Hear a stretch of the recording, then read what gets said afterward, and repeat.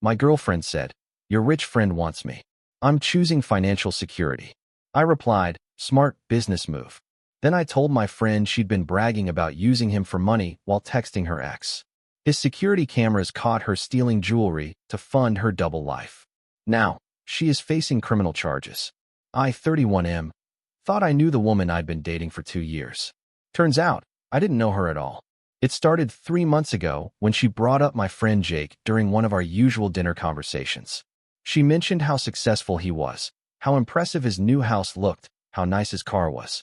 I didn't think much of it initially. Jake had done well for himself in tech, and most people noticed his lifestyle upgrade.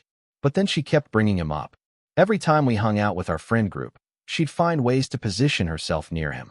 She'd laugh a little too hard at his jokes, ask detailed questions about his work, compliment his watch or whatever expensive thing he was wearing that day. Jake and I had been friends since college. He was the guy who'd lend you his last $20 or help you move apartments on a weekend.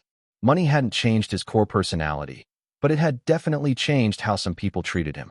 I'd watched several acquaintances suddenly become very interested in his friendship once his startup took off.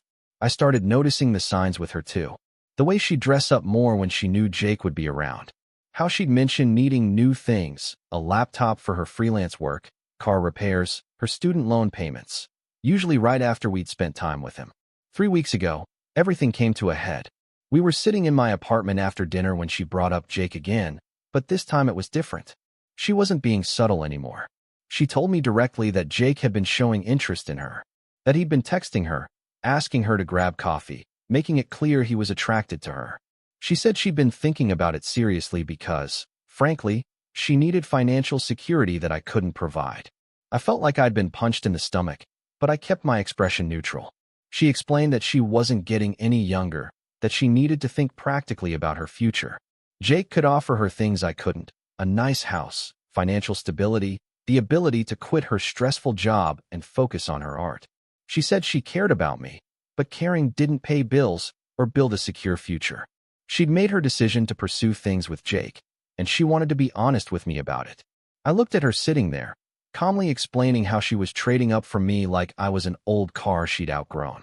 The cold calculation in her voice was something I'd never heard before. This wasn't a woman torn between 2 men she cared about. This was someone making a business decision. I told her I appreciated her honesty and that it sounded like a smart business move. She seemed surprised that I was taking it so well, probably expecting tears or anger or begging. Instead, I congratulated her on thinking strategically about her future. She left that night, and I sat alone in my apartment processing what had just happened. 2 years together, and she'd just informed me she was moving on to someone who could better fund her lifestyle. But here's the thing, I knew Jake really well. And I knew he wasn't the type to pursue someone's girlfriend, especially not mine. So either she was lying about his interest to make herself feel better about her decision, or something else was going on. I decided to text Jake the next morning. I told him we needed to talk, and asked if he wanted to grab lunch. When we met up, I could tell something was bothering him before I even brought up the situation. He told me he'd been meaning to reach out because something weird had been happening. She'd been texting him frequently over the past few weeks, way more than normal. At first, it seemed friendly, asking about his work, making conversation. But then the messages got more personal. She'd started complaining about money stress, mentioning how hard it was to make ends meet as a freelancer. She'd send photos of herself at art galleries or restaurants, usually with captions about wishing she could afford nice things more often. The messages had an undertone that made him uncomfortable, like she was fishing for him to offer help or make some kind of move. Jake said he'd been mostly ignoring the hints because he wasn't interested and because she was my girlfriend. But recently, she'd gotten more direct, suggesting they meet up alone and making comments about how she appreciated successful, ambitious men. I told Jake about our conversation the night before, about how she'd claimed he was pursuing her. His face went through several expressions: confusion, then understanding, then anger.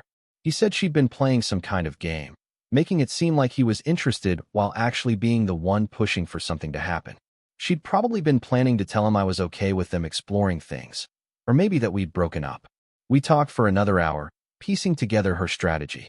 She'd been positioning herself as available while making it seem like the interest was coming from his side. Classic manipulation. creating a situation where he'd feel like he was the one making a move while she was just responding to his advances. Jake was pretty angry about being used in her scheme. He said he'd noticed other things too, how she'd ask detailed questions about his house, his investments, his travel plans. Questions that seemed like genuine interest at the time, but now felt like someone gathering intelligence. That's when he mentioned something that made my blood run cold. He said she'd been to his house a few times when our friend group hung out there, and he'd noticed she had a habit of wandering around, checking out different rooms under the guise of admiring his place. He'd installed a comprehensive security system after moving in, cameras throughout the house, motion sensors, the works. It was partly for security and partly because he was fascinated by the technology. He pulled up the app on his phone and started scrolling through recent footage.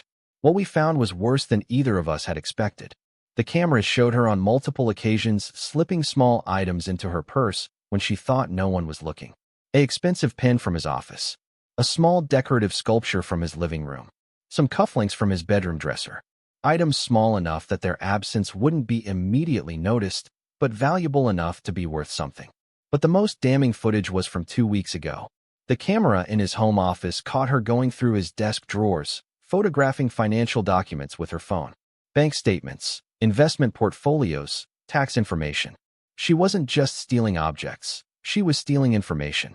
Jake's face was grim as we watched the footage. This wasn't opportunistic theft, this was systematic intelligence gathering. She'd been building a profile of his finances, probably to better position herself as the perfect companion for his lifestyle. We scrolled through more footage and found evidence of her taking jewelry from his bedroom, expensive pieces that had belonged to his grandmother, items with serious sentimental value, not just monetary worth. I felt sick watching it all. This woman I'd shared a bed with, introduced to my family, talked about a future with, she'd been running a con game on my best friend while using our relationship as cover. Jake wanted to call the police immediately, but I asked him to wait. I had an idea that would be more satisfying than just having her arrested, though that was definitely going to happen too. I texted her that evening, asking if she wanted to come over to pick up some things she'd left at my place. She agreed, probably thinking this was going to be some kind of closure conversation, or maybe hoping to explain more about her decision. When she arrived, she was dressed nicely, probably an outfit intended to remind me what I was losing. She seemed almost cheerful, like she was relieved to have everything out in the open. She started talking about how this was probably for the best, how we could remain friends, how she hoped I understood her position. I let her talk while I set up my phone to record. Then I told her I'd been thinking about our conversation, and I had some questions about her relationship with Jake. I asked her to tell me more about how his pursuit of her had developed.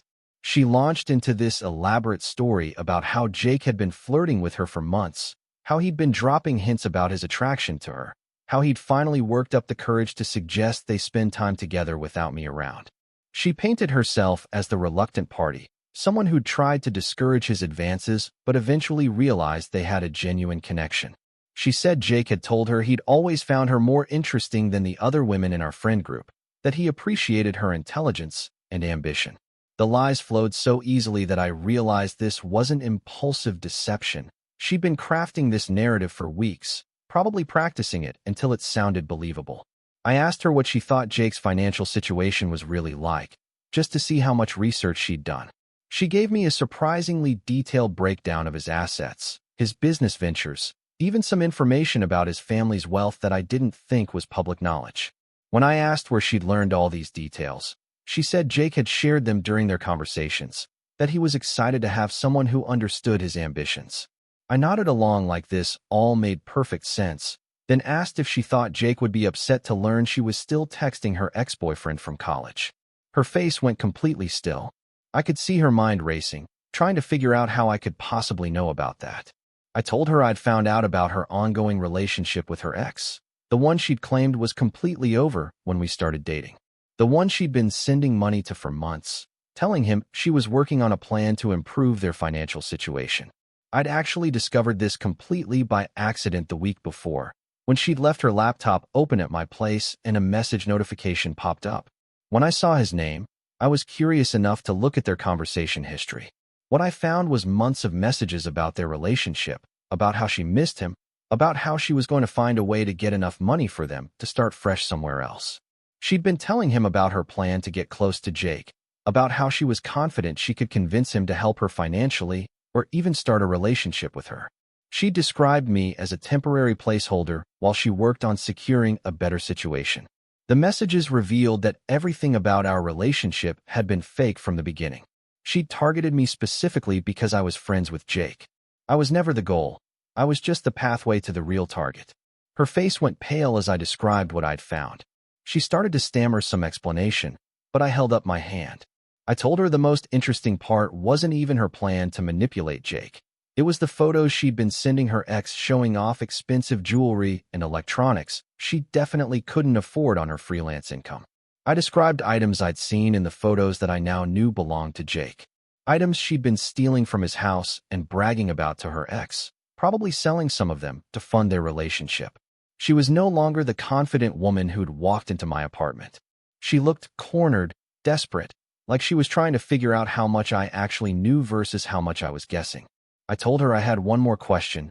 Did she really think Jake's security cameras wouldn't catch her going through his house stealing things? That's when she broke down completely. The sophisticated mask slipped away, and I saw who she really was. Someone who'd been running scams and manipulating people probably her entire adult life. She tried to explain that she'd never meant for things to go this far, that she'd gotten in over her head, that she really did care about me and hadn't wanted to hurt anyone. I listened to her excuses for about 10 minutes, then told her she had two choices. She could call Jake and confess everything, returning whatever she hadn't already sold and hoping he'd be merciful about pressing charges. Or she could leave my apartment right now and deal with the police when they showed up at her door with a warrant. She begged me not to involve the police, promised to make everything right, said she'd disappear from our lives completely if I'd just give her a chance to fix things. I told her the time for fixing things had passed when she decided to steal from my friend while running a con game on both of us. The police were getting called either way. The only question was whether she wanted to show some remorse first. She chose to leave without confessing, probably hoping she could spin some version of events that would minimize her culpability. I called Jake as soon as she left, and we called the police together. The security footage provided clear evidence of theft, and my recorded conversation with her showed premeditation and an ongoing pattern of deception. Update 1. The police took the case seriously once they saw the evidence. Multiple instances of theft caught on camera, plus the financial documents she'd photographed, constituted several felonies. She was arrested 3 days later. Her bail was set high enough that she couldn't afford it, which meant she had to sit in jail while the case developed. Her ex-boyfriend was apparently shocked to learn about her arrest. According to the police, he'd been receiving money from her for months, but claimed he didn't know where it was coming from. Whether he was telling the truth or just protecting himself, I don't know. Jake ended up getting most of his stolen items back, though some of the jewelry had already been sold. The pawn shop records helped establish the timeline and scope of her thefts. The most interesting development came when the police searched her apartment and found detailed notes about several other people in our social circle, their jobs, their apparent financial situations, their relationship statuses. She'd been running background research on multiple targets, not just Jake. One of our mutual friends came forward after hearing about the arrest and said she'd been asking him detailed questions about his new promotion and his living situation. Another friend mentioned that some expensive items had gone missing from his apartment after parties she'd attended, but he'd never suspected her specifically. It turned out she'd been working her way through our entire friend group, identifying the best targets and developing strategies for each one. I was just the key that opened the door to Jake, who was clearly the biggest prize. Update 2. Her court date was last week. She ended up pleading guilty to multiple felony theft charges and one count of identity theft related to photographing Jake's financial documents. The prosecutor said she'd been running similar schemes for years, moving from city to city and friend group to friend group. There were outstanding warrants in 2 other states for similar crimes. Jake decided not to pursue the civil case once it became clear she had no assets to recover anyway. The court-ordered restitution would probably never be paid, but at least she was facing real consequences. She got 3 years in prison with the possibility of parole after 18 months. Her lawyer tried to argue for a lighter sentence based on her claim that she'd been struggling financially and had made desperate choices, but the judge wasn't swayed by the sob story. I testified about the manipulation and deception, focusing on how she'd systematically built trust with our friend group to gain access to their homes and personal information. The judge seemed particularly disturbed by the calculated nature of her actions. During the sentencing, she finally showed what might have been genuine remorse, talking about how she'd lost sight of who she was and had hurt people who trusted her. But it was hard to believe anything she said after months of lies. Her ex-boyfriend was also charged as an accessory after the police found evidence that he'd known at least some of the money was coming from theft. He took a plea deal for a lesser charge. Update 3. It's been 6 months since everything came out, and life has mostly returned to normal. Jake upgraded his security system and is more careful about who he invites to his house, but he's not letting the experience make him paranoid or suspicious of everyone. Our friend group was shaken by how completely she'd fooled all of us, but it's also brought us closer together. We're more protective of each other now, more aware of the signs that someone might be running a game. I've started dating again, though I'll admit I'm more cautious about people's motivations now. The experience taught me to pay attention to patterns of behavior rather than just accepting people's explanations for things. The hardest part wasn't even the betrayal. It was realizing how completely I'd misread someone I thought I knew well. She'd been performing the role of caring girlfriend while systematically planning to exploit my friendships. But there's something satisfying about knowing that her smart business move ended up costing her everything. She chose financial security over genuine relationships and ended up with neither money nor freedom. Jake and I are closer than ever. Going through something like this together, discovering the deception, working with the police, supporting each other through the legal process, it creates a bond that's hard to break. I still think about her sometimes, wondering how many other people she'd manipulated over the years, how many relationships she'd destroyed in pursuit of easy money. But mostly I'm grateful that we found out when we did, before she could do even more damage. The whole experience reinforced something I'd always believed, but maybe hadn't fully appreciated. That real relationships are built on trust and genuine care, not strategic calculations about what someone can provide for you. She thought she was playing chess while everyone else was playing checkers. But in the end, her elaborate schemes just led her to prison while the people she'd tried to exploit moved on with their lives. Sometimes the smartest business move is just being honest. If you like the story, please subscribe us and do like this video.